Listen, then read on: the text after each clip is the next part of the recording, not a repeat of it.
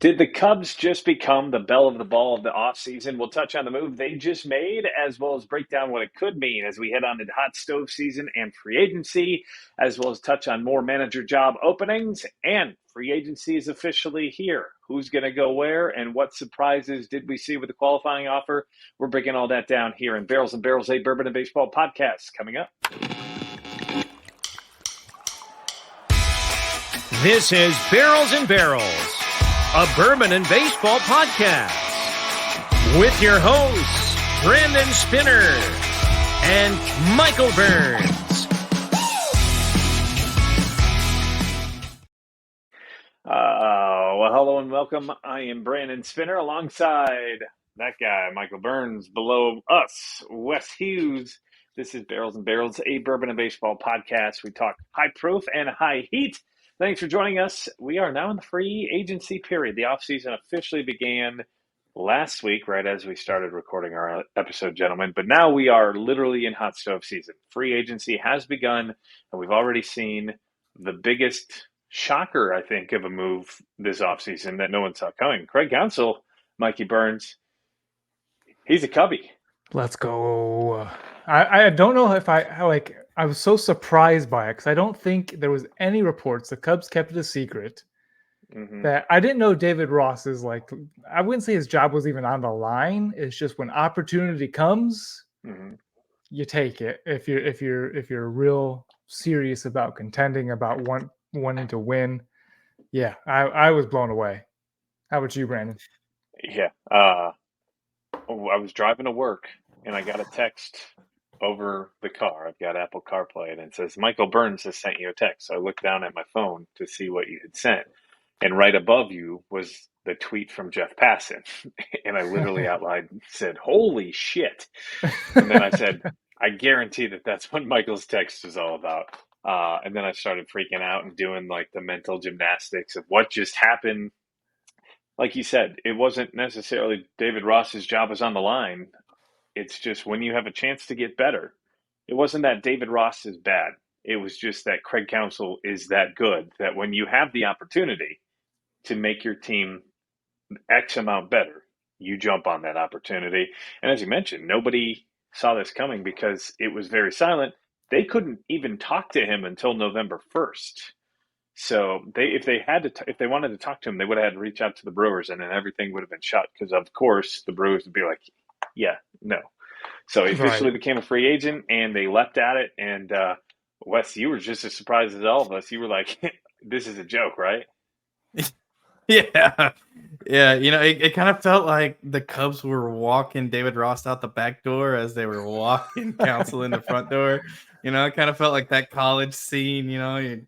I don't know. I didn't think it was real. I legit, you know, as you mentioned, I texted in the group like, this is a joke, right? Like this is, I don't know. I mean, that was a tweet from Ben Rosenthal, right? Yeah, right. Hey man, hats off to the Cubs. Like you said, they saw an opportunity to get what is, you know, arguably one of the best managers in the MLB right now. I don't feel like David Ross did a bad job. I felt like he did good with the cards that he was dealt, right? It's not exactly like the Cubs surrounded him with a lot of talent, you know? And he did a great job with that. He'll land on his feet. He'll be fine. You know, I think he'll get another opportunity. It would not surprise me if he goes somewhere like, I don't know, the Padres. Yeah, shout out to the Cubs, man, or the Brewers. Yeah. That would be really funny. They just swap. Yeah. As I mentioned already, you leap on an opportunity to make yourself better. And what this told me and tells me is that the Cubs will be players here. And as we open up the show, I said, what does this mean for free agency? You're handing out the biggest contract ever for a managerial candidate, $40 million over 5 years, an average annual salary of $8 million. I think the highest before that was 4.5. So he not only set the market for managers, he doubled it. And the Cubs went out and they got their guy. They outspent the Brewers. I think the Brewers was 5.5 from what I've been hearing was what they're isn't that super? That's hilarious. If you're watching on YouTube, don't forget to hit that subscribe button below. But you just noticed I did a thumbs up, and a thumbs up bubble just popped up. Um, but yeah, the Cubs went out and got their guy. They spent the money. They outspent the Mets because, I mean, for all intents and purposes, we all thought it was a fait accompli that he was heading to New York, right? Michael and Yeah. I even talked about that back when Stern signed with the Mets. So it was a complete surprise that one, he wasn't going to the Mets. Two, he went to a team that already had a manager. And for us, three, it's that it was the Cubs, a division rival, right? Like an hour south, the team that you've been battling with since what, 2018 is when that rivalry really kicked up, when the Brewers started to, maybe even 2017. But man, Yeah, what this does tell me is that the Cubs are transitioning from a rebuild to a win now type mindset. And that's what And makes it so yeah, exciting. That's what makes it yeah, so much more exciting is that the Cubs aren't looking at another rebuild year. They're looking at a, you know what? right now. We will throw some money on the table to improve our team. And they're setting that bar because and I think if they don't throw money this offseason, spend with Jason Hayward coming off the books, other people coming off the books, the Cubs have money to spend. And if they don't do it and they just kind of middle around and try to find these reclamation projects again, I'll be very disappointed. I think you always have to find some depth there with the reclamation projects or some of those veteran talents to surround your team with. There's the glue guys, right? Not Right. every 26 player on your roster is going to be a blue chip Hall of Fame caliber But you can't player, rely right? on those kind of guys. Right. You Yeah. want to surround them, like you said, surround them, but You not start have them be your bullpen. right. You start with the head honchos and then you supplement your roster from there.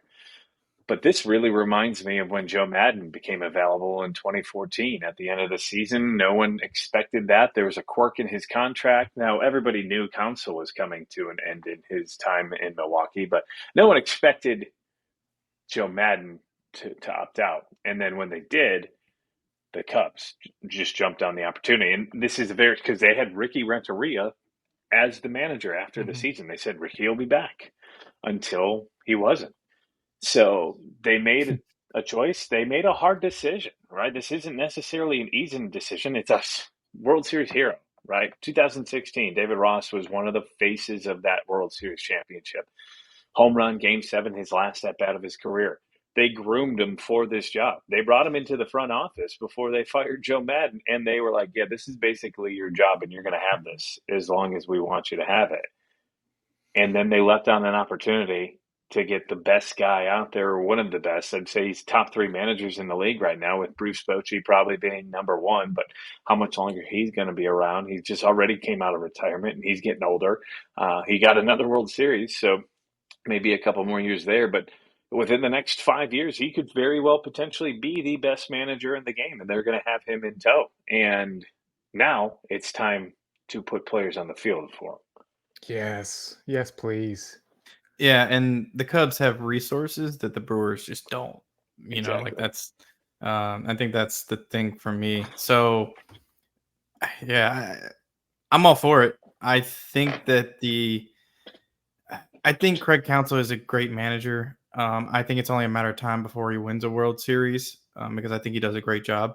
Mm-hmm. So I'm happy for it, and I'm happy that he ended up signing for what he did, because when you actually look at what managers make, like, man, some of the rookie guys that are like a year into the league are making more than most managers, and that seems a little odd, Yeah.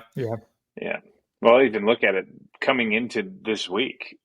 Baseball was 6 out of 6 in major sports amongst their coach or manager.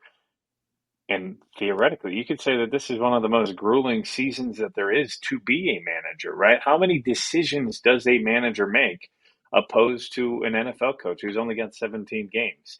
Bill Belichick's making $20 million to coach 17 games. Jeez. College football, look at Nick Saban, Dabo Yeah, Nick Sweeney. They are Saban. the highest paid employees in the state that they're in. Nick Saban makes more money than any government worker in the state of Alabama, and he's a state employee. Yep. And then you look to college basketball, John Calipari and those kind of names. And then go to hockey. Even hockey had a higher paid coach than the MLB. Yeah, Now the MLB is back on the map.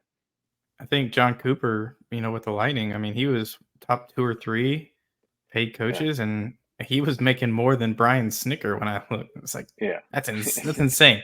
Right? Yeah. So good for baseball in the fact that they're now going to be shining a light on the managers, and the managers are going to get what they deserve.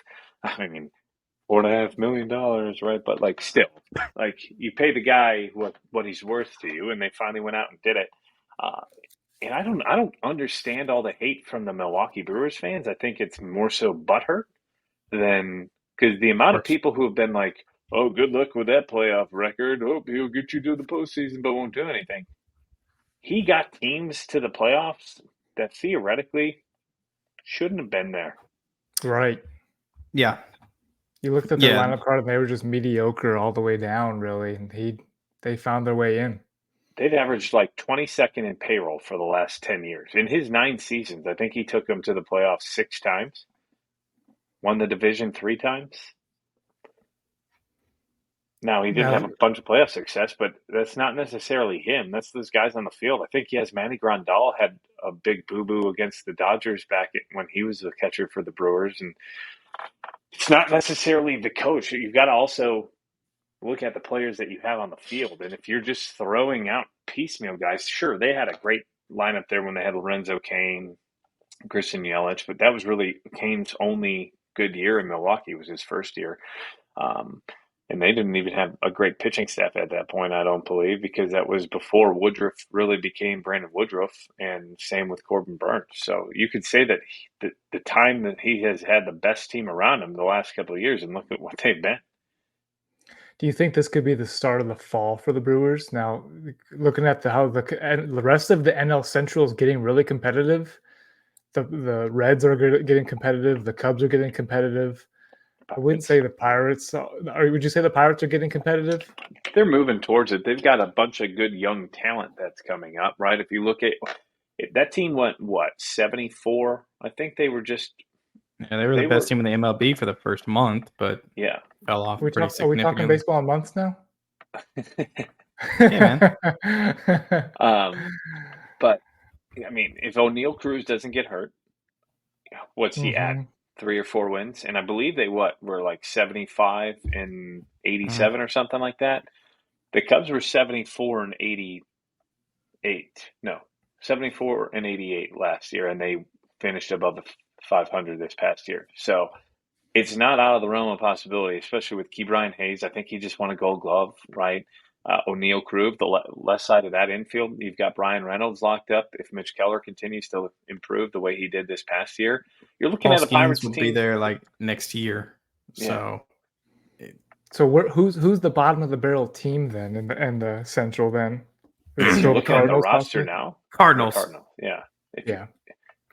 That roster has so many holes on it. I think that's a great point. So I don't see anything that is going to make the Cardinals anybody better. I mean, they certainly don't have as much talent as some of the other teams. I do think this is kind of the closing of the window for the Brewers. I don't know how long Corbin Burns is going to be there. At some point in time, they're going to have to trade him to replenish their farm system. So their window could be closing. The Pirates are going to get better. They're certainly not going to sign Corbin Burns for what he's worth, because the Brewers just don't have the money to do that. So, and you mentioned the Pirates. The Pirates have a lot of young talent that are waiting in the wings. Paul Skeens, Tamar Johnson, right? Those type guys. And Paul Skeens could be pitching next year. Yeah, Skeens legitimately will be pitching in the MLB next year. I have faith that that'll happen. So yeah, I mean, I think the Cubs are in the most unique position here. The Reds, we know how much talent they have and what they could be.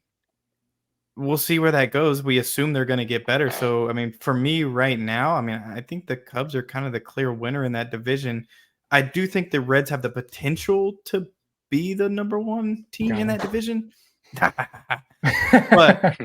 But the Reds need pitching, and they need Hunter Green to be that guy. They need Lodolo to be that guy, and they haven't been. So until that happens, I'll remain with the Cubs. Yeah, the Cubs, I think, with this move, they stamp their "we're back" and we're going to take this division and try to run with it. But you've got to put the players on the field to run them. Before we jump into the rest of the free agency period, there's still a couple manager jobs that are open. And the thing that happened with Counsell was he was the third manager to be announced on that day. It was Monday, the first one to go. And this was when things started to what the hell's going on? The Yankees, I believe, bench coach goes over to the Mets. And then Stephen Vogt, who just retired after the 2022 season out of Oakland, he's now the Cleveland Guardians head coach or manager. I like that signing.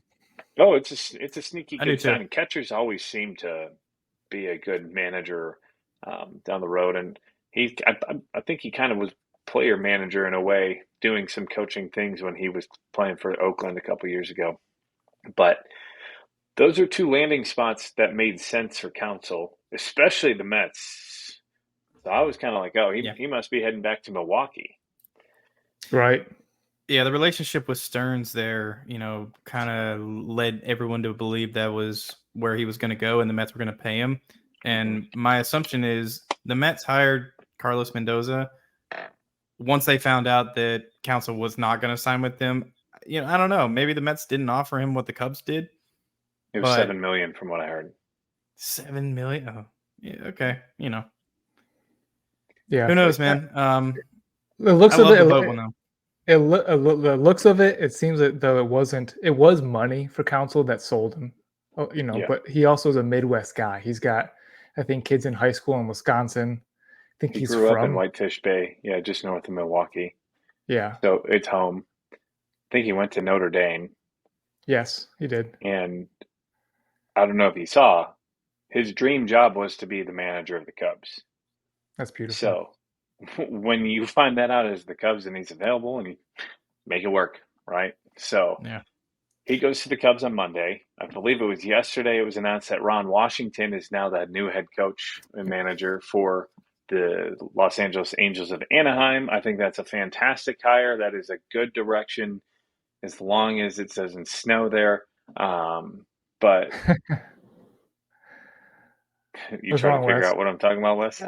No. He's hurt. He's hurt by Ron leaving the Braves. No, I mean, for Wash, it was only a matter of time. I'm honestly surprised that it took this long. The fact that he was with the Braves for 7 years, blows my mind. Look, man, what? Yeah.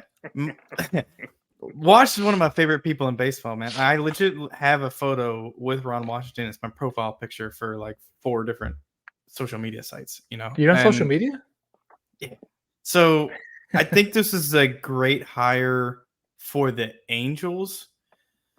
I'm impartial on it for Ron Washington because I don't think the Angels are going to be any good anytime soon. And Wash is 72, 71. So for me, I felt like he was going to get another opportunity to manage, and that might be his last opportunity in baseball. So I hate to say this, is Ron Washington going to manage the Angels until they're good again 7 years from now? I don't know. For me, I felt like this might be kind of like a retirement plan for Juan Washington. You know what? Good for him. He deserves it. He deserves the opportunity to manage. I hope he can do something with the Angels team because Phil Nevin couldn't. Who else was there? Sosha before that. Sosha was there. Brad Osmus was there too. Osmus was there. It's just been this revolving door. Joe Madden was the one I'm missing. This is a revolving door of the Angels. So hopefully Ron Washington can turn that around. They certainly don't have much to work with over there. They just traded all their top prospects for nothing. This does lead me. So this is the one point I wanted to make on this. This does lead me to believe. Obviously, we don't believe Shohei Ohtani is going to be there, but this leads me to believe that they're going to get into trading Trout. They're going to explore the idea because I don't think you keep Trout. They don't have any prospects and Ron Washington is the type of guy that develops young players. That's what he did with the Braves. That's why he was so successful. So my guess is they're going to try and get as many prospects as they can and let Wash try and develop them the way that he developed a lot of the young Braves players. The only thing I can think about Ron Washington is in the movie Moneyball, where Brad Pitt turns to him and goes, "Tell him, Wash, it's extremely easy." And he goes, "It's extremely difficult." It's like anybody can play first base. It's really easy. Tell him, Wash, it's extremely difficult. I didn't realize So, that was Ron Washington in that point. that's the character that he's playing. Yeah, it wasn't the true Ron Washington, Right. but that's who he was playing. Yeah. That's awesome. Good for Wash. He deserved a job. He got screwed out of a World Series in 2011 by David Freese and Nelson Cruz. And then since then, there's kind of been a tumultuous downfall from there. So still a couple of job openings. Now there's a Cubs opening. Or not a Cubs opening. The Cubs Brewers got rid of Ross. The Brewers obviously have the opening. And then in San Diego, there's one more team, isn't there? Where's that at? Yeah, San Diego, Brewers, Houston is the other one. I thought there was there were 6 last week, and then the Cubs job opening and then closing kept it at 6. So yes, I believe there's 3 with the Angels job closing: San Diego, Milwaukee, and Houston. Who goes where? I've heard Benji Gill is a name in San Diego. He coached the Mexico team. You know who's a sneaky name? I don't think I've heard many people talk about him yet. Mark DeRosa. Oh, I would like that. He coached in the World Baseball He was the Classic. Team He was USA. a manager, right? Yeah. So he wants to do it. There were rumblings about him potentially interviewing with the Cubs back in 2019, going into 2020 when David Ross got it. I think he would be a great manager. I just don't know if that's going to happen this year. The Astros need someone, I think, that's done the job before. And they're going to want someone who wants to come in there and be able to take the heat of cheating. Yeah, I think that cheating and they got a lot of veteran presence too. Yeah, it's the high paid players that are there that you kind of have to, and the personalities. It's not a young team, right? Like they have a lot of veterans on that team. So yeah. Which job would you want if you're a manager and you got the Brewers, you got the Padres, and the Astros? I think it's easy to say the Astros because of the success they've had. 7 straight ALCSs and how many World Series appearances and championships? But I'd probably say the Padres just because you know that guy's going to put the money out there. You've got a great lineup, right? Like that was the talk was this past year was the talent's there. It's just the gelling of that room, and how much of that was Bob Melvin just not being able to handle it, or how much of it is because you just have so many different voices and so many different high-paid guys that think that they're hot shit, so to speak. Yeah. I got a hot take. I think the Padres try and keep Soto and trade Machado to the Yankees. Back to the Yankees. They got. I don't know what weed you're smoking, but I want some, man. Here's my thought. Here's my thought process. Right, we know AJ Preller is a wheeler and dealer. There was reports that came out about the broken clubhouse, and the main piece of that was Manny Machado, and that he was the guy and ran the show, and nobody else kind of existed, right? And they need to cut payroll. They took out a $50 million loan to pay their players, right? So how are they going to cut payroll? They've said they don't want to trade Soto, but they're willing to listen to offers.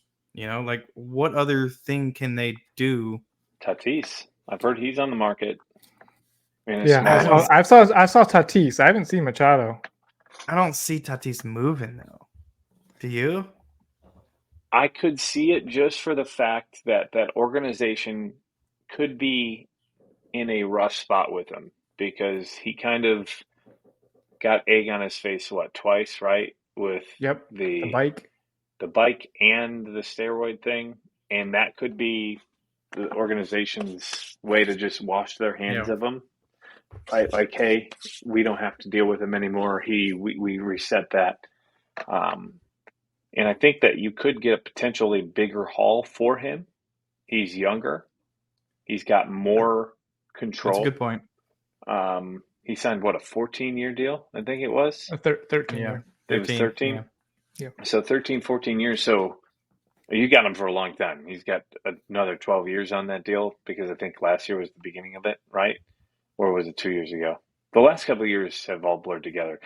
Get this. Did you know that the San Diego Chargers have now been the LA Chargers for 7 years already? No. Yeah. Yeah. No. How crazy is that, right? 7 years. So that's how fast things have moved. So I don't know how long it's been since Tatis. I feel like that was just a year and a half ago, right before he got hurt. I could see that being the guy that they move.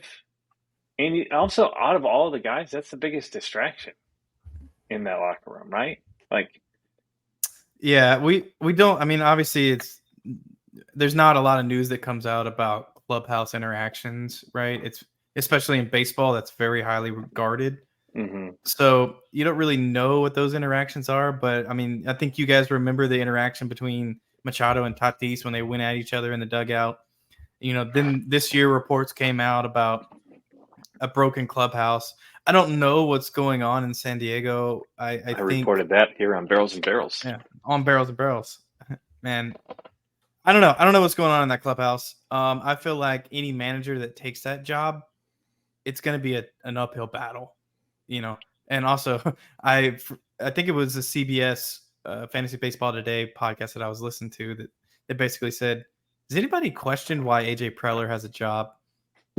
I do. Because he's done all these deals, he's signed all these players to major money to the point where they took out a $50 million loan and they didn't even make the playoffs. Yeah. Any other GM is gone, except for maybe Brian Cashman, because apparently the Yankees just won't fire him. But Michael, you didn't answer the question. What manager job do you think is the best, or what would you want? I think of the Milwaukee, Houston, and San Diego, I want to go to San Diego. I still have the problem with Houston. Like you said, of the veteran players, but one is still the antics of you got to deal with the pressure. I still think that the cheating scandal stuff is still there because those players are still there. Mm-hmm. So you still have that pressure on you of that.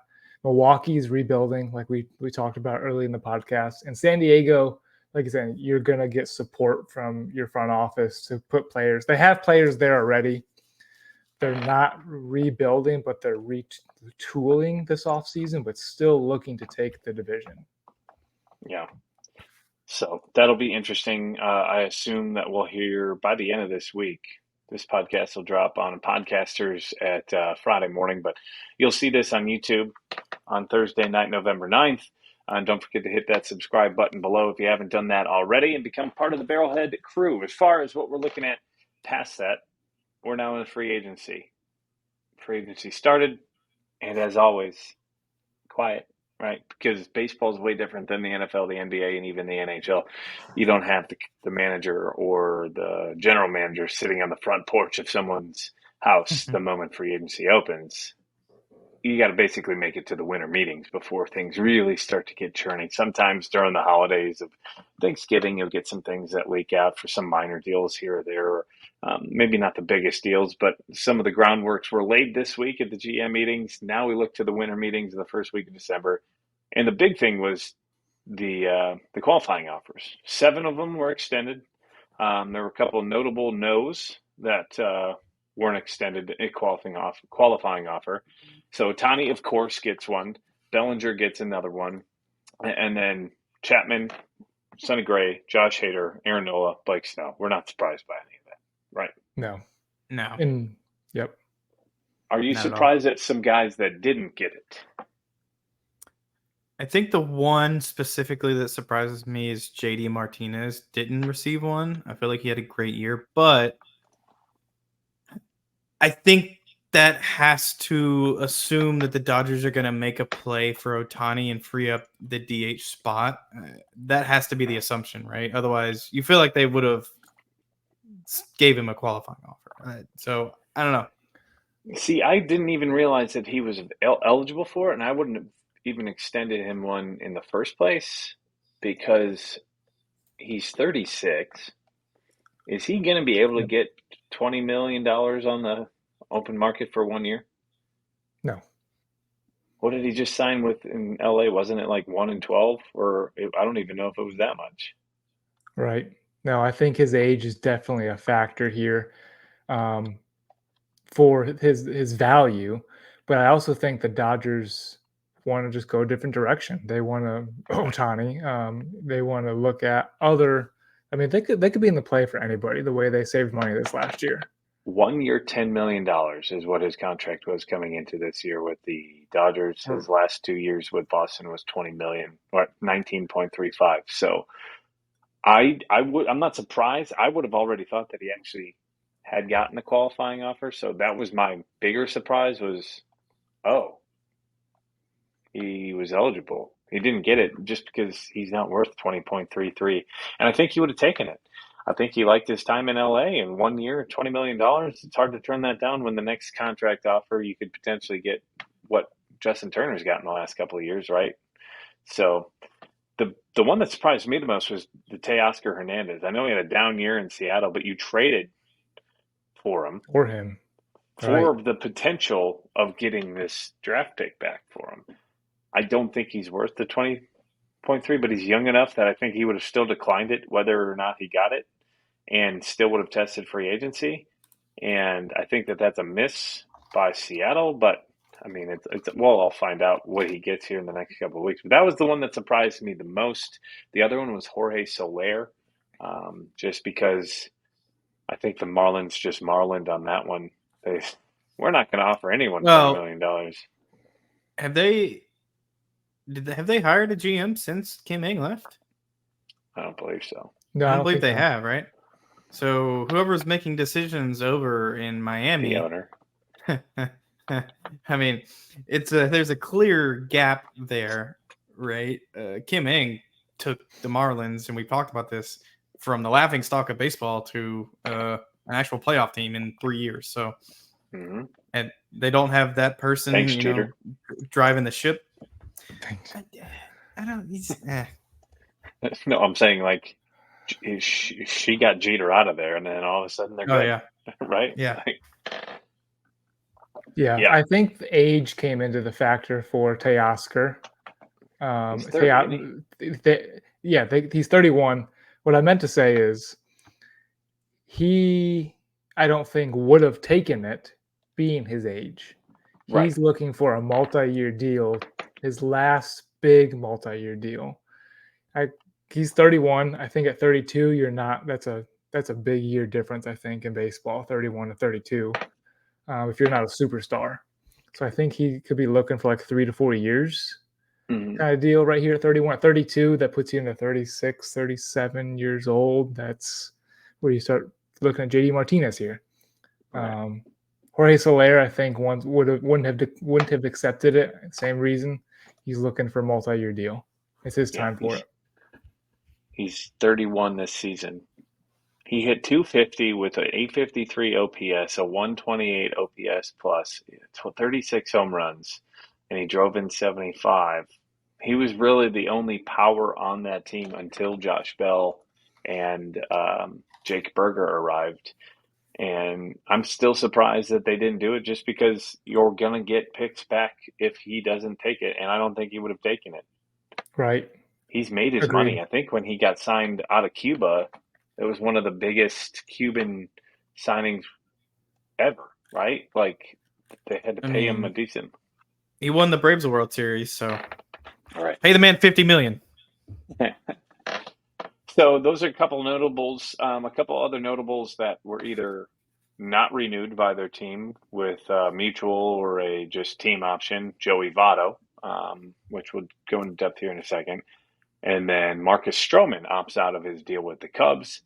I wonder if he's upset now. I wonder if he would have made that same decision knowing that Craig Counsell was going to be the manager. Because that came out 2 days before Counsell. He opted out 2 days before Counsell was signed, right? Yeah. So would he have made that same decision? Because he's not. I don't think Stroman's going to get the same amount of money. I don't think he's going to get. I don't know, unless he just sees that the pitching market is so hot this offseason. I'm kind of confused. So Stroman is 32 years old. So this is going to be his final big deal. He's going to get 3 years, and I would say he's probably going to get 50 million. So I think he's going for the bulk lump sum of guaranteeing money for 3 more years than the 1 year and $21 million it would have been, I think, for his player option. And I think he's going after his performance last year, which was pretty good in the first half, since we're now counting halves in baseball. I was just about to say, for the first half, he was top 3 or 4 pitchers in the NL, and he's banking on. He went to London. Yeah, and something happened. I think he got a hurt hip on the plane to London, because ever since then he was trash. He had a blister in London. Then he went on the IL with a hip injury at the end of July. Then as he was ramping back up, he came up with some weird cartilage fracture in his ribs or something like that. And then they were like, yeah, he's not going to pitch again this year. And he came back and didn't pitch well. But I will say he gutted it out to try to come back into a playoff race. Yeah, I don't think he's going to get a ton of money. I'd probably say 3 and 45, 3 and 50 would be the range, maybe even 3 for 60. He could be there. Some team may throw it out there. He's a good enough 3 for a rotation. If you were the Yankees, you would probably pay 3 and 60 for him. Well, and he's always said that he wanted to pitch for the Yankees. When he went to the Mets, he was upset because he wanted to pitch for the Yankees. He was hoping he got traded to that side of New York. So I remember a story coming out about that. Yeah, there's been a lot of places that say he's a cancer in the clubhouse. He never had that whatsoever in the Cubs organization. He was always a pretty well-regarded clubhouse guy. I know things went sour with the Mets, but and even a little bit in Toronto. But his time with the Cubs, good, not great, but good enough for what they paid him for, right? It wasn't like he got $100 million, I don't think, right? Yeah. Wasn't it 3 and 60 or 3 and 74 or whatever it was? So another name that got non-tendered, I believe, was Tim Anderson, let go by the White Sox. Jackie Robinson, he had a rough year. How about the comments, though, made by the general manager, Chris Getz? Did you hear these? No. This is why I wanted to talk about this. He goes, I do not like our team. Yeah, just straight up. He was like, I don't like our team. How often do you hear a front office guy say that? And he's the new front office guy, right? Mm-hmm. Yeah, and he was hired. He's the new general manager. He's been in the front office for a long time. Is player development vice president, I believe, for the minor leagues, and he was the minor league coordinator for a while. Okay. So he's new in the role, but he's been part of the front office. But yes, for all intents and purposes, new front office member. So for the dumpster fire that the White Sox were last year, I guess there was obviously a switch in mindset somewhere along the way, because they didn't trade the guys at the deadline. They didn't trade Tim Anderson at the deadline, even though the Dodgers seriously needed a shortstop and they were connected, right? They didn't trade Tim Anderson, and then they declined his option, and they got nothing for him. I mean, not that you would have gotten much for Tim Anderson, but you would have gotten something. And I think there was reports that they wanted to keep Tim Anderson because they were planning on being competitive in 2024. So they declined his option, and now you see that Eloy Jimenez is available. You see Dylan Cease in trade talks. Like, man, there was a big change in mindset for the White Sox, and maybe Getz is right. He's like, I don't think we're very good. We need to tear this thing down and start over. Yeah. The one thing I'll say about it, at the deadline, they kept Tim Anderson, but that was with Rick Hahn and Kenny Williams still at the helm. And they got fired back in late August, a couple of weeks after the deadline. So maybe that was their plan. When Tim was good, Tim was great. Like, he was fun to watch. He made flashy plays. He was the catalyst in that White Sox team when they were good. There was a statistic when he was out of the lineup, the team was like 20 games below 500, and when he was in the lineup, they were 30 games above 500, just because the way he glued that lineup together. He could be a good fit. I think wherever he goes, he's a second baseman now. I don't think he's going to get another starting shortstop gig unless he's going to a team that's not competing, and that doesn't seem to me the way that Tim Anderson would go.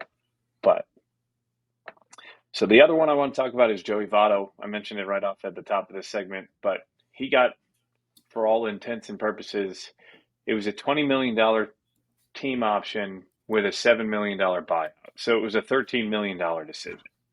Is he worth those extra $13 million? Probably not. I'm not surprised Cincinnati Reds fans were freaking out. Oh my God, he's been here for 17 years. But if you look at it the smart way, that team doesn't spend money, number one. Number two, he can still come back. But the way the general manager stated it sounded as if there's not going to be a reunion. He said something along the lines of, I just don't see how much time there will be for playing time for Joey with the amount of young guys that we already have on our roster. I'm not closing out the potential that he could return and we could come back together, but I just don't see a ton of playing time. Which I wouldn't either, but I think that it would be a perfect swan song season for him to return in a role, as we mentioned a couple weeks ago, and I won't dive too far into depth, but what teams make sense to you, Wes, Michael, to grab a Joey Votto? I'll be honest, I don't know that there are many teams that make sense. What about the Angels? Because they only have Nolan Schumel and Jared Walsh there. Yeah, they're gonna let Shenwell run. Well, with that. platoon with him, because Votto is not going to go anywhere and play 162 games. Shenwell's a lefty though. Is he? Yeah. Okay, we'll scratch that then. I'll double check. I'll double check that. What about the Mets when Pete Alonso gets traded? Nope. Joey's not going somewhere that they're not competing. You don't think? The only thing that Joey's got left to come, I don't think Joey's going anywhere but to ring chase, because Joey Votto has accomplished everything else in his career that he needs to accomplish except winning a championship. And that was what was driving him back this season, was the fact that this Reds team was competitive. Michael and I have already talked about this a bit. Sleeper one for you, Wes. The Chicago Cubs. Well, they're doing everything they can to not allow Matt Mervis to actually go play. So, yeah, that makes sense. Here's my thought. He's not going to be playing every day. You platoon him with Matt Mervis. I don't care that they're lefty-righty. You can DH them both in the same lineup. Votto's got the veteran presence on a team that really only has Dansby Swanson and Neon Gomes as a veteran lineup, at least on the position player side of things. He's not going to cost you an arm and a leg. He knows the division. And the Cubs need lefty thump in the lineup. He still hit 12 bombs, I believe, in however many games he ended up playing in less than injuries all season, yeah. Right. So he's still got the power. He's not going to be a cancer in your clubhouse. He wants to win. And the Cubs seemingly are taking every other guy from every other divisional opponent right now. That's if you don't go and sign Cody Bellinger or go trade for Pete Alonso. But my thought on, if you're trading for Pete Alonso, there's a good chance he's going to free agency no matter what at the end of the year, because he's a Boris client now. Yeah. So you're going to have to reset the position as it is. And most likely, if you're trading for Pete Alonso, Matt Mervis is going over in that deal. So then now you're stuck without a first baseman. I think Mervis gets traded. Joey Votto is the perfect guy, I think, to create Matt Mervis into the next Joey Votto. I got one for you. Blue Jays. He's from Toronto. He's a Canadian. He's a Canadian. Absolutely, he would give a hometown discount, right? Not that Vlad Jr. will ever platoon, but you could DH. You could swap DHs. You can get more lefty in the lineup when you need to. DH Vlad when he needs a day off his feet. Is Brandon I Belt think still that there, makes or did sense. he sign a 1-year deal? I thought he signed a 1-year deal. Yeah, I think Belt's out. Okay, so that would be a perfect replace Brandon Belt. That's another great spot, I think. Yeah, that makes sense for the hometown piece. I mean, Brandon, I like your spot bringing Votto over. The Cubs aren't. I don't think they really truly believe in Matt Mervis. I think that you would have saw Matt Mervis at the major league club longer and get more playing time. If so, he spent I think too much time in AAA for the Cubs to be believing in him. Mm-hmm. But that's a perfect guy for Joey Votto to come and mentor him, right? He's a very similar player, lefty thump, who could use some walks in his game. And Joey Votto was a Gold Glover earlier in his career. Why couldn't he teach Matt Mervis what he did? Just throwing it out there. It was one of those where I was driving yesterday. I was like, this kind of makes a little more sense than I would have expected it to. Yeah. So those are the kind of guys that didn't really get their contracts renewed, or they got non-tendered, etc. As we move on, Bryce Harper, going to get a full-time job at first base. That means Rhys Hoskins is not coming back to Philly. What do we think about Rhys? Where's he going to go? We didn't see him this past year because of the ACL. What's the market look like for him? Is it a 1-year kind of deal? Yeah, I think it sucks for Rhys Hoskins. Just the timing of the ACL, and I think it's Bryce Harper making the move over. I think he's going to have to sign a 1-year deal with maybe a team option, a 1-year prove it deal, and then the team can decide whether he gets another opportunity.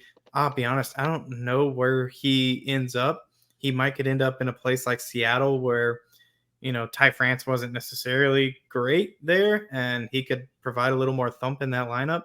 You're losing Teoscar, so maybe that makes sense in my mind. Who's the first base in Milwaukee? Did they trade for Carlos Santana at the end of the year?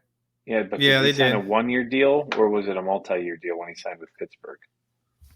Part of me feels like it was 3 years, so he might have a few more years with Milwaukee, but he's also a lefty primarily. He's a switch hitter, but yeah, I think he's bigger. I googled Carlos Santana and the guitar player. Rowdy Tellez is their first baseman. Oh, that's right. He's a lefty, and he's more of a pitcher.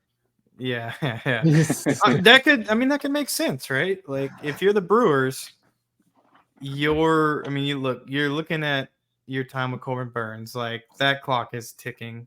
Like your window is closing. You think they could move on from Corbin this winter if the pitching got that hot?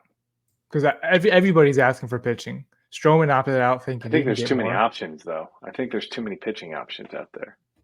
Yeah, everybody needs it. Yeah, true. You're right. You would want to when supply was low, put Corbin Burns out there. I think he could be a great arm at the deadline, honestly. Because what do teams overpay for at the deadline? Arms. Starting pitching. Yeah, that's where you normally see teams spend the most prospect capital. It depends. We'll have to see who they hire as a manager, right? Because I think that'll really tell you who and what that they're looking. I don't think that if they hire David Ross that it's a rebuild type of thing. Because I do think Ross will learn from the job as a Cubs manager in his next job.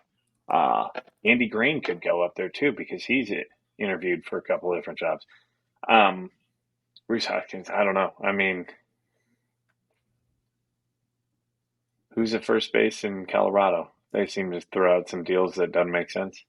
That would be a good spot for a power hitting guy to try to boost his numbers. That would be a great, thought for him on a 1-year prove it deal. Like that would be a great place to go. Did I see Chris Bryant as first base? They're talking. I thought I had heard something, but that is assuming they're moving Nolan Jones to the outfield full time. Because otherwise, Nolan Jones is the guy at first. I thought For Nolan the Jones Not to was say Rockies. they third base. I thought Nolan Jones was third base. No, that's Ryan he was. McMahon. And that's Yes, another McMahon. name as a Cubs fan, as we stay Cubs centric. That's a sneaky name for the Cubs to potentially try to go after for third base if the Rockies will make him available. Ryan McMahon, I think he's got 4 years left on his deal. He hit 25, 26 home runs last year, runner up for a Gold Glove. He's a lefty. 28 years old. Yeah. That's a sneaky one to watch. There's no rumor or anything. It was just something that also popped in my head yesterday driving, because a 5-hour drive is a long time, and just trying to fill holes. The Cubs have 2 holes right now. It's first base and third base, and then starting pitching. If you're going to fill that and you don't want to break the bank on both positions, you find someone who is on a team that may want to look to offload some money. Not that his money is huge, but $50 million over the next 4 years, that would save the Colorado Rockies a couple $1 million here. So let's go back to Harper though. Do you feel like him moving to first base kind of prolongs his peak, so to speak? And then the Phillies also came out and said they're open to listening on offers on Castellanos. Now MLB, the way the MLB wrote it sounded like the reason they're listening on offers is because he hit 213 in the playoffs. I'm not sure how that happened, considering how hot he was against the Braves, personally. But I mean, I don't know. What's your thought on like the Harper Castellanos thing? Because now, if Harper's at first base, whoever they get to replace Castellanos essentially has to be better than Hoskins, right? Like that's kind of my thought process. Was Harper bad in the outfield? No, I just think that at first base, his arm's not going to be as much of an issue as it would be in the outfield, right? Also, it's not like first base is a terribly taxing place to play, as Wes I think mentioned that's it. And he did very good at the position for never really playing it. And imagine what he could be over the next couple of years. Was it Dombrowski? I think he said that he could see Harper turning into a Gold Glove caliber first baseman with some extra time there. So he's the type of guy that's gonna legitimately work himself into being a Gold Glove caliber player there. I mean, and he's a supreme athlete, right? Yeah. I mean, he's top 1% athlete. So yeah, wherever you put him, he's going to be one of the best at that spot. I think it would be weird for them to try to move Castellanos unless they're going for Mike Trout. Oh, right. That's the only reason you move Castellanos. That's the only reason you move Castellanos, because then it frees up some money and some space. Okay, all right. So we're talking a little bit here. You're thinking Castellanos to the Angels. I'm thinking Castellanos, and I'm thinking probably McAble, Andrew Painter. One of those two guys will probably have to be in that deal to the Angels for Mike Trout. Mike Trout goes to center. Ooh, I kind of like that, man. I like that. I'm in for that. I want to see. I mean, God, I'm a Braves fan, and I'm Andrew Painter is the kind of guy. I'm getting excited about the Phillies. This is sacrilegious. But knowing Trout is like a Philly guy at heart, like he is born and bred Philly. Man, that'd be real fun to watch as a baseball fan, because that just doesn't happen that much in baseball. Yeah, go back to 2011, 10 when Trout and Harper first came up, and you would never imagine they'd be on the same team. Right? Yeah, if you told me that Trout and Harper were on the same team, I'd be like, yeah, that team's winning the World Series. Now, the Phillies do need pitching. To move on from a top pitching prospect in Painter would be tough, but you are getting Trout, the best player in the game. Yeah. I could see them trading Abel because they haven't really given Mick Abel the opportunities you thought they would. Painter is going to be real tough to move on with what he did in the minor leagues. Obviously, he's coming back from Tommy John, but to get a Trout, though, I mean, I know that Trout hasn't played, I think, above 120 games in like the last 4 seasons. But man, it's Mike Trout. That's hard not to. That's tough. Yeah. Sticking with the Phillies, and Michael, you mentioned they need pitching. They have a pitcher who just became a free agent. We touched on him last week, and I think we all agreed that we thought he was going to head back to Philly. But the more I read, the more I don't think that that's going to happen. And the more that I read about it is a lot of people are saying that he might be the third best free agent available. And that's ahead of Cody Bellinger and Blake Snell. And that's Aaron Nola. And the more I look into it, the more it kind of makes sense. I think Nola's better years are ahead of him. I don't think he's had his best years. I think he's went through his roller coaster a little bit of getting the league adjusting to him. I think the Phillies had a great pitching coach that they worked with Wheeler. Wheeler and Nola had very similar mechanics to finish the year. As you watch them in the playoffs, they both had similar mechanics in my eyes, and I think that's just great pitching coaching there. But Nola is still, I think, on his way up, and I think a team that gets him could be getting a deal. I think the thing you're getting with Nola is guaranteed innings. He's been about as reliable as there is in baseball. On he's going to throw you 200 innings. You know, he had a down year if you look at it this year, but man, he's an innings eater. He is the definition of it. And if you're the type of team where you don't quite have that, or you have a young rotation, or you need somebody, just anybody to eat innings for you, Aaron Nola is the guy, right? So, yeah. 2017. Let's start there. That was his first full time in the big leagues year. 2017, 27 starts. 2018, 33 starts. 2019, 34 starts. 2020, 12 starts in a shortened season of 60 games. He started 12 games. 32 in 2021, 32 in 2022, 32 in 2023. He's gone 168, 212, 202, 71, 180, 205, 193 for innings pitched. That's a workhorse, and that's a veteran who's going to come onto a team and show you how it's done. When you don't get those kind of innings, look at Blake Snell. That was Michael and I were on the Bums in the Bleachers podcast earlier this week, and we were talking about Blake Snell. This year, what did he throw? Like 165 innings? The dude in his career's never seen the eighth inning. So you're getting more, theoretically, innings than 20 to 30 more a year out of he threw 180 this year, so I'll give Snell his flowers on that year. But the most he had ever thrown other than that was 180.2 in 2018. Since then, 107.50, 128, 128. So, yeah. No, I like Aaron Nola. He's got the frame to be a frontline pitcher. I think the guys who have that taller stature typically last longer in the league.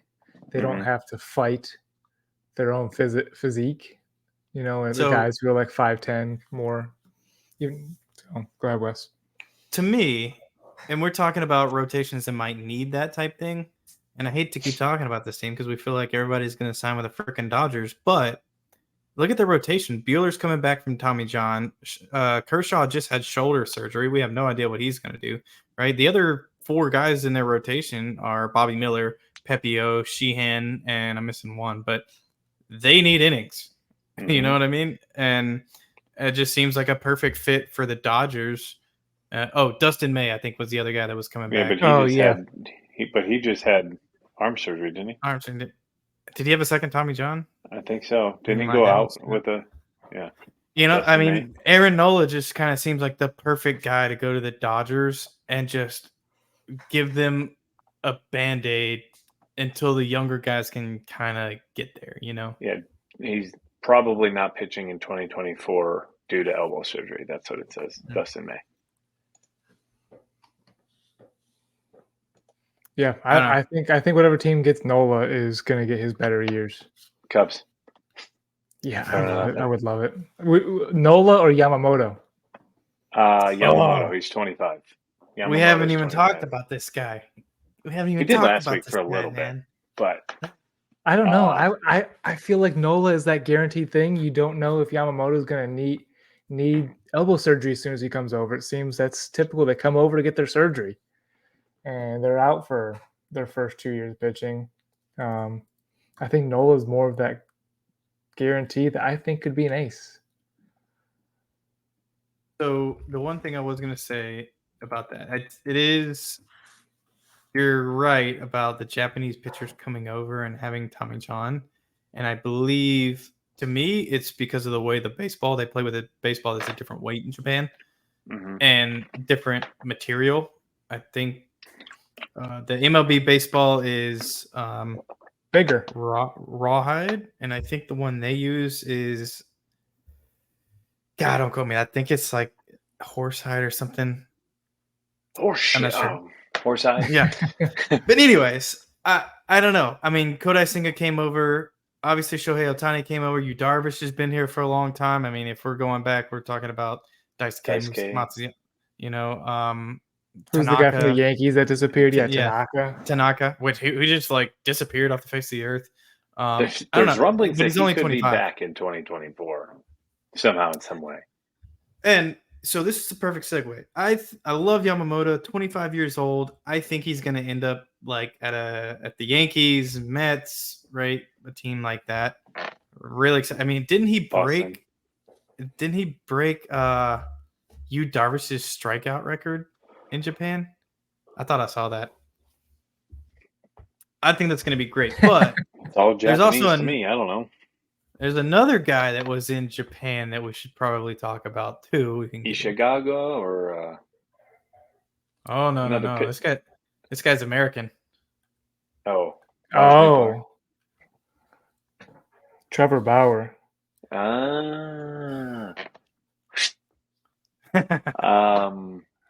you see him coming back to the MLB? The silence is deafening. No, I do. Oh man, it's so hard for me to say yes, knowing the public opinion at the time. It's so hard for me to say yes, but knowing what we know now, and hindsight is always 2020. I think he ends up back in the MLB. I think it's still going to be hard for him to gain that reputation back, and I don't know that he ever does. But knowing that we know now, Judge cleared him, acquitted him. I mean, he essentially did nothing wrong, and then he came out and told his side of the story, and then provided evidence to his side of the story. And now you're like, I forgive you. I want to see you pitch again. Just don't be a dickhead when you come back, you know? My only thing with that is I think he deserves to be back. What team is willing to take on that? It's not the baggage. It's everything that comes with him, though, because the firestorm of media, the first few weeks, the first few months is going to be unbearable, because that's all that's going to be talked about is this, that, and whatever. And he's going to be able to be like, there's an NDA or whatever, or all this. But he's still going to be pestered about it time and time again. And when does he snap? Or how long are they going to be able to handle that being the story rather than the team? And what team can handle that? So I got one team for you. There's one GM that's crazy enough to do it, and it's in San Diego. And have you seen their rotation lately? Oh my God. If it that's on paper, their rotation is bad. And like, it's already a dysfunctional clubhouse. You might as well throw one more in there. Like, what's the difference? I was thinking the Pittsburgh Pirates. They're not a huge market media team. He could quietly sneak in maybe there, and they've said that they're exploring starting pitching options. I would be opposed to that. I mean, here's the thing, right? Is I think any team is on the table for him, right? It's not like he's going to get paid $30 million a year, right? Like he's probably come in on a prove it deal, like exactly. Option. That's exactly what it's going to be. It's going to be a prove it deal, right? Now, I think he had like a 2.8 ERA this year in the Japanese league. And in his last 15 starts, he had a 1.49 ERA. Yeah. So, man, Cy Young in 2020. That might be a hot take. Ozuna's still playing, and he punched his wife in front of the cops. Aroldis Chapman's still playing. Right. All he did was shoot up the garage. I think he deserves to be back. I'd be rooting for him to have success when he comes back. There's another Japanese pitcher out there as well. I was going after was Shota Imanaga, which is a consolation prize to Yamamoto. But he could be like a 3-4, I think. But Bauer would be a 2-3 with upside of an ace if he's still Trevor Bauer. But he's also got the potential to implode. I think that's the thing is, okay, if you get Yamamoto, you get a 25-year-old, at the top of his game. You can sign him to a 7-8 year deal, and he's probably going to be anywhere in the 25 to 20. What did Senga get? Because it's probably going to be pretty comparable to that. Whereas Yamamoto?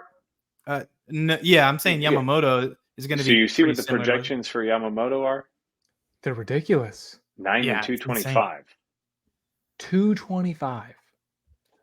Think about it though. He's 25 years old. Senga was still near 30, wasn't he?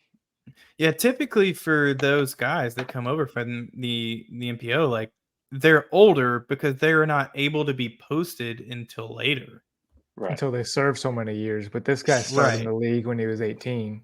Senga got 5 for 75, and he is currently 30 years old. So 5 years younger. Yeah. And doubled the 5 and 75, and that's 10 and 150. And he's theoretically a better pitcher and has more tread on the tire to go.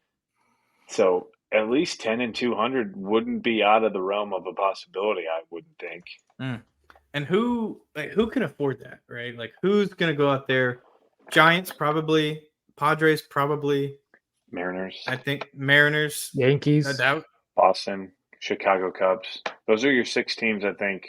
Yeah. And it depends on. I don't think the Phillies are paying that for him. I don't think they do either. They don't have a good track record. I mean, not that they have any track record really of signing guys from the Japanese league. No, but no, he wasn't Japanese. Never mind. I was thinking Bobby Abreu played there, but in my mind, Bobby Abreu was Hideki Matsui, and nope, because they both were big lefties for the Yankees. True. Matsui was with the Angels before the Yankees, right? Oh, I think he went to the Angels after the Yankees. I think he went to the Yankees. Yep. Then the Yankees. Any other things you've been seeing or hearing about the free agent market that you want to talk about?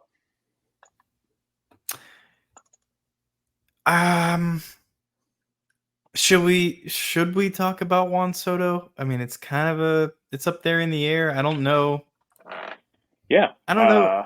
Michael, say what you said to Wes off air about Juan Soto. So Wes, as a Braves fan, are you taking Juan Soto for Michael Harris straight up? All right, and for the listeners to know, we did discuss this off air via text beforehand. No, I'm not taking Michael Harris for Juan Soto straight up with their current salary and contracts. And here's why: because Michael Harris, rookie of the year the first year, second year, I mean, did not do well in the first half, but he ended up hitting like 280, 290, I believe. And his contract, Brandon, you said it earlier. I think it was 8 for 72. 8 for 72.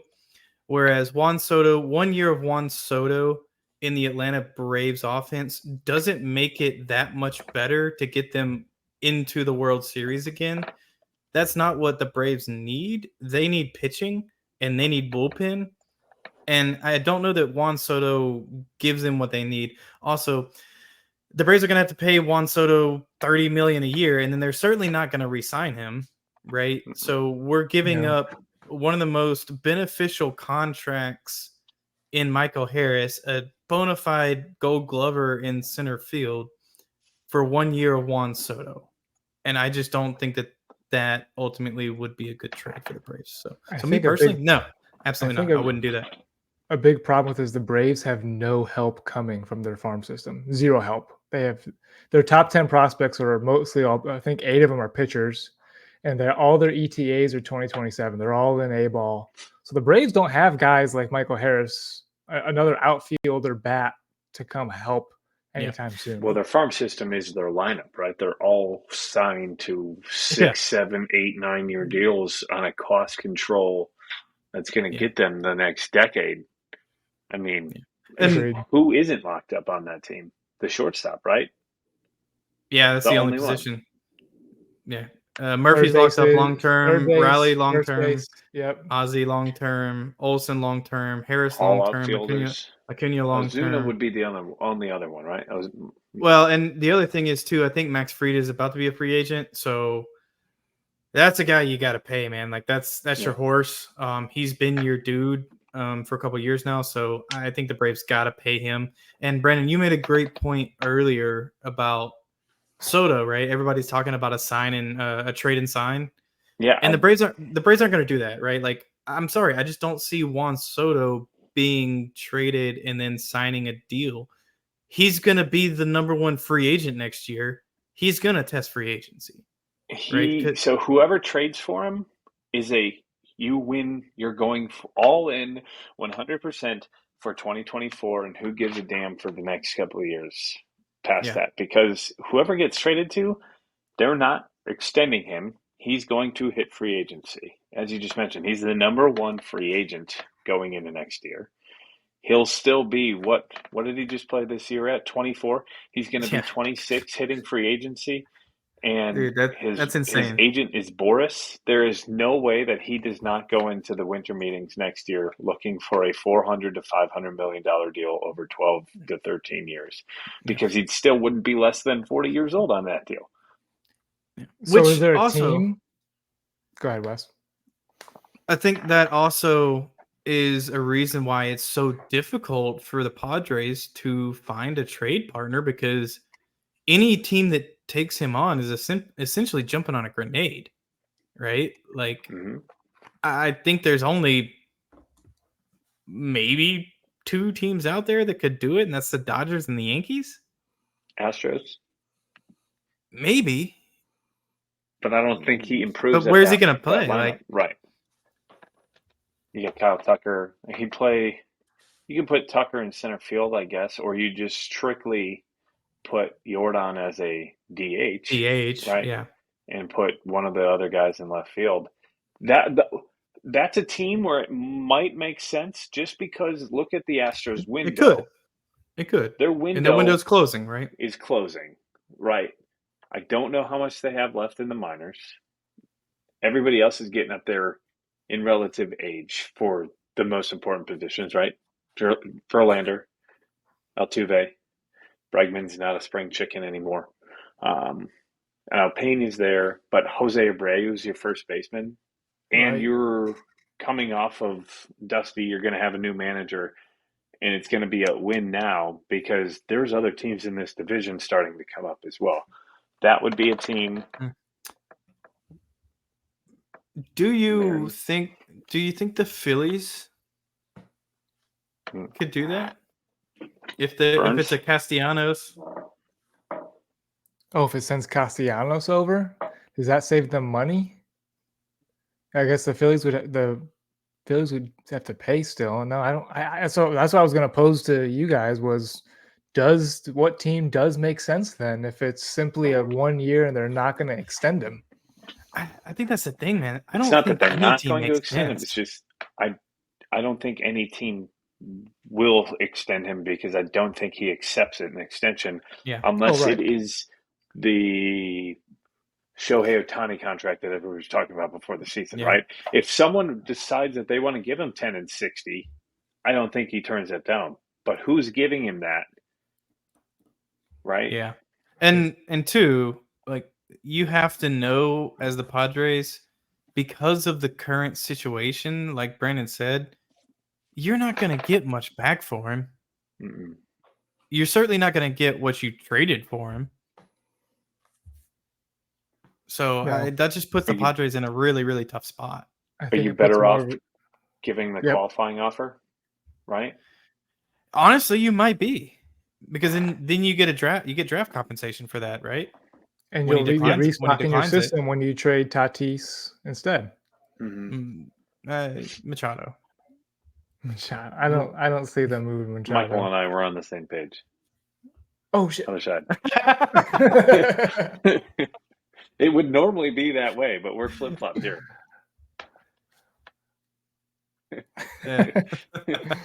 Back to normal. Yeah, and that's what also scares me with the Pete Alonso thing is that I don't think Pete Alonso signs a deal with whoever he gets traded to because he'll also be a free agent, and he's also Scott Boras has only really signed extensions with a handful of players. One of them being Steven Strasburg, and that was because Strasburg wanted to stay, and that was a whole different. And he still got paid. Game. That was a whole different game, and it was a whole different and that's what happened with Cody Bellinger, right? Cody Bellinger, he took free agency out over the Cubs. He could still come back to the Cubs. I don't think it happens just because of the way that this market's going to play out, and he's the best bat outside of Shohei.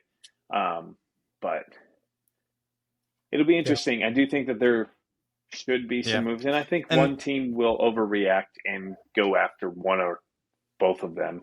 But yeah, and I think because the Padres are in that position where they can't necessarily trade Soto, they kind of have to go for it in 2024, right? They kind of have to, right? Like they've pushed all their chips in. You can't. I don't know that you can kind of back out of the position they're in right now. Most teams are just going to tell you to go pound sand. Either give me Soto for nothing. You're going to take on most of his salary, and we'll give you some prospects in return. But they're just not going to get much more. So they're going to have to try and re-sign Snell. They're going to try and have to sign a guy like Yamamoto. They're going to try and have maybe Trevor Bauer is a guy, but like the Padres are going to have to go after it. And if they don't and they fail, I mean, I'm surprised Preller still has a job. It would not surprise me if he's in the hot seat. Yeah. Okay, one quick surprise move from each of us as we head into the next couple of weeks. I know that was just I'm just throwing it out there.